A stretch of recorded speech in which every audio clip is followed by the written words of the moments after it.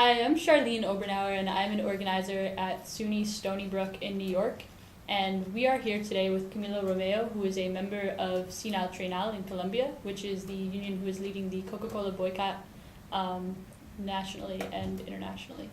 So, Camilo, I'm going to ask you a couple of questions that may interest some students who are running campaigns in their universities, and some questions that might also appeal to administrators on the Coca Cola campaign. Sure, thank you for having me. Yeah. So what is your experience organizing as a member of SINALTRAINAL in Colombia? The essential issues as an organizer or as a member of the union or even as a potential member of the union is one where one is immediately stigmatized for even having sentiments that may align with issues of one's own individual, personal, civil and human rights.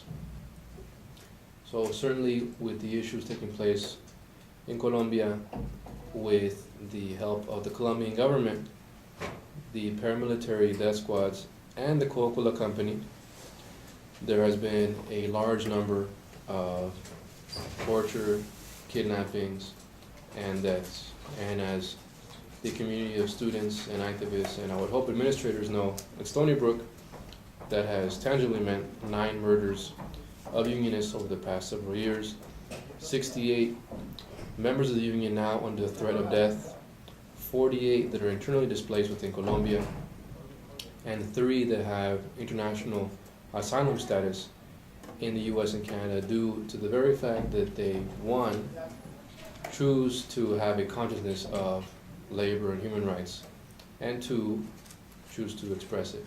And so wait, now you say that the murder of these union workers in Colombia, how is Coca-Cola involved in this murder? Isn't this just the murder by paramilitary groups? What's the connection there? So let's use an example to help explain the situation.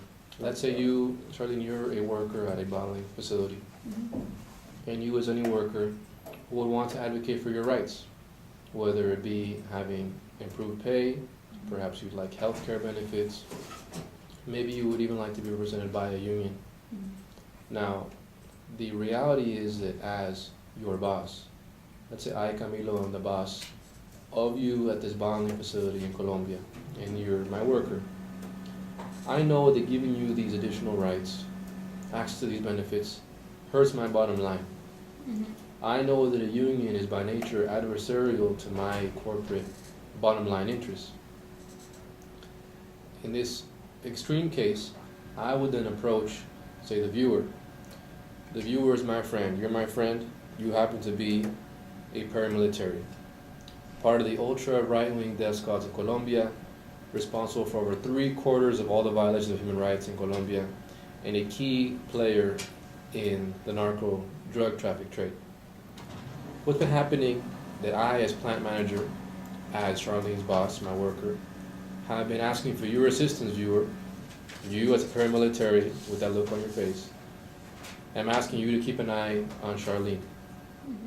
Now, keeping an eye has included, as I mentioned, 9 murders of Charlene's, because you and I are collaborating to ensure that the rights of these workers and of other communities that are oppressed are not heard, whether it be indirectly by perhaps firing you first, perhaps threatening you second, perhaps even torturing or the threat of torture to you or your children or your spouse, and finally with the actual direct silencing of murder.